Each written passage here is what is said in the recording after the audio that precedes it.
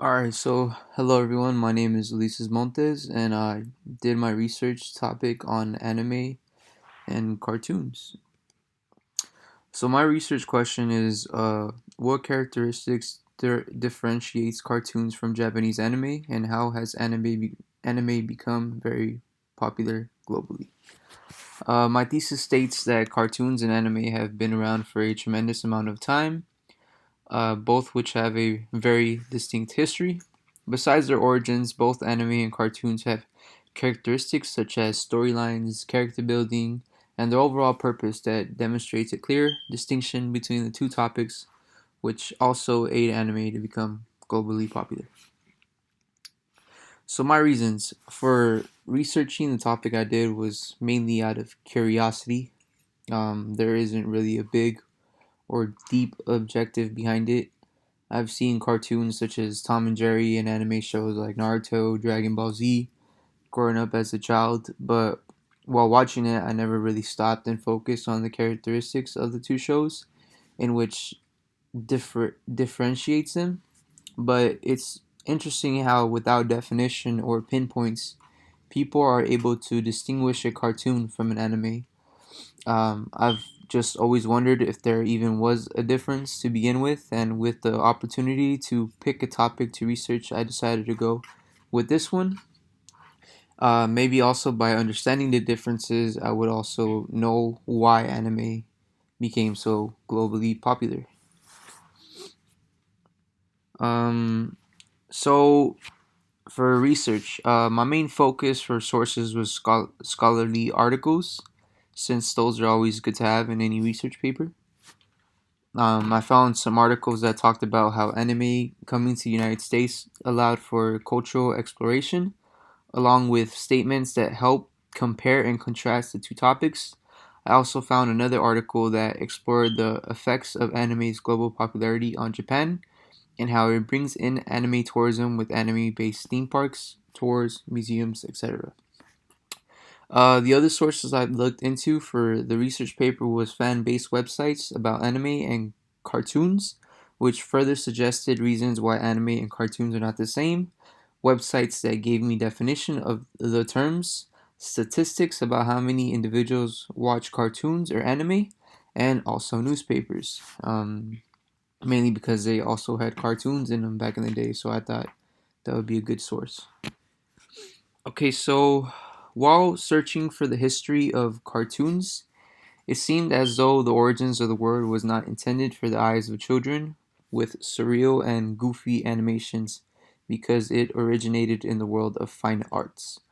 The definition of the word cartoon is a design, drawing, or painting made by an artist as a model for the finished work, which are fancy words that causes the word cartoon, to be a synonym for the word sketch. During the 17th century, that is when we are introduced to political cartoons, which are satirical drawings used to represent a political leader in a positive or negative way. During the 18th century, newspapers, magazines began to publish cartoons in them similar to that of comics, where speech bubbles are there to demonstrate dialogue between characters. It wasn't until the 19th century in which the word cartoon is mentioned in the way many of us recognize it today, which is animated. Disney opened the doors to this in 1984 by displaying 2D animations, and further advancement of technology allowed for 3D animated cartoons. According to a survey which was 50% male and female, they demonstrated that the top five cartoons had to be Tom and Jerry, Powerpuff Girls, Transformers, SpongeBob SquarePants, and the image you see below, which is Happy Tree Friends. So, when learning about the history of anime, most individuals begin by learning about a man named Osamu Tezuka, which is a man you see in the image right now. Uh, since he is considered the godfather of anime, a lot of people duplicate his anime style and production methods. This man wrote around 700 manga series, which we'll talk about more what manga is in a bit, and created a lot of anime storyboards and scripts. So, though this is true, People are unaware of the three founding fathers of anime prior to Osamu Tezuka because of the events in the 1900s like the Great Kanto earthquake and the American invasion. The earliest founding father hit in 1896 titled Katsudo Shashin, where a boy is seen writing kanji, which translates to a moving picture in English. So the second founding father was a man named Jinik Kauchi that created an anime titled Namakura Gatana. And the third founding father is Setaru Kitayama, who was incredibly successful creating anime that focused on folktales. Earlier, when we addressed the godfather of anime, we spoke about manga, but you may or may not be wondering what this is. So basically, it is a Japanese comic book.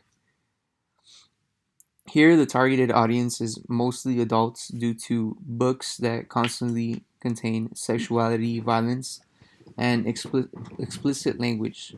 According to the author, Rich, the proper definition of what an anime can be described as is an animation from that which is cell based, uses various time and labor saving devices that give it a lower cell count, and has a strong tendency towards the development of complex human relationships, stories, and worlds.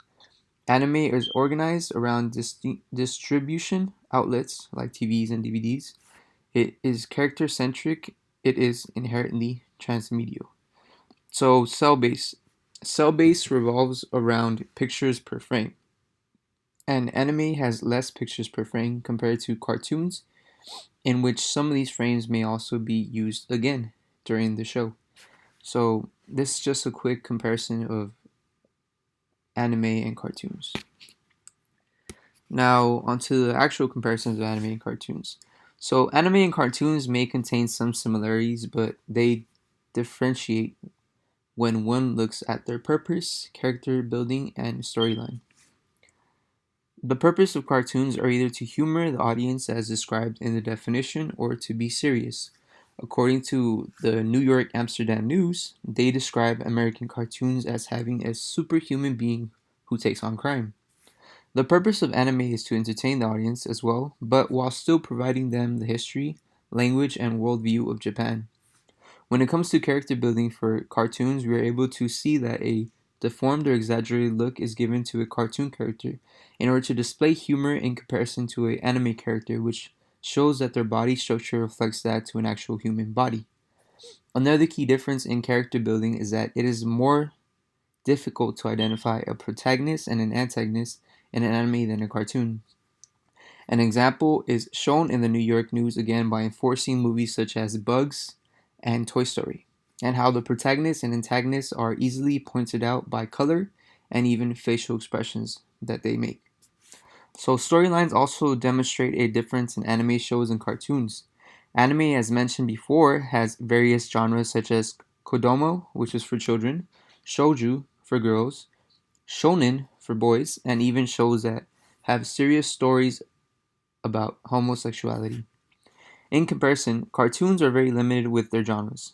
Something that we can also point out about anime storylines is that they do not always revolve around your typical happy endings, which American cartoons display.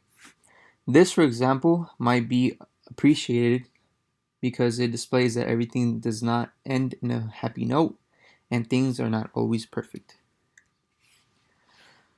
So, anime became very popular across the globe mainly because it was unlike the cartoons or animations being portrayed on television. Some individuals might like the animation of the characters, while to others they are addicted to the action conflict of the shows.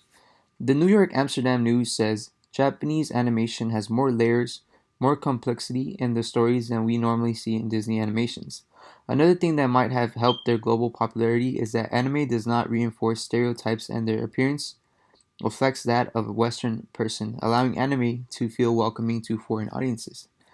Another reason why anime gained popularity is because individuals saw this as an opportunity for cultural exploration. According to author McKevitt, he states anime presented an opportunity to participate in a global community that fostered local cultural differences. Anime looked unlike the children's cartoons of US television, and it told stories that challenged viewers and worldviews. With the global phenomenon of anime, there also came global anime tourism to Japan, which created theme parks, which is, you can see one on the top right. That is a theme park in Japan, which is resembling the show Attack on Titans. And so they created theme parks, tours, and museums dedicated to popular anime role models and shows. I also believe anime became very popular as a result of its unconventional nature to be unlike childish cartoons, while still entertaining audiences of all ages.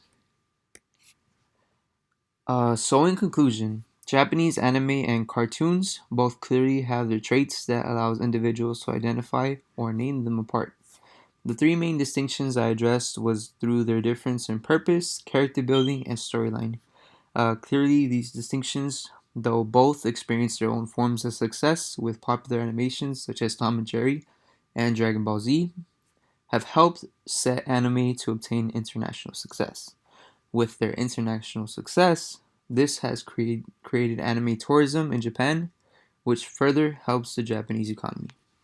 And of course, anime is something that we have all at least seen once and is becoming very, very successful. Thank you.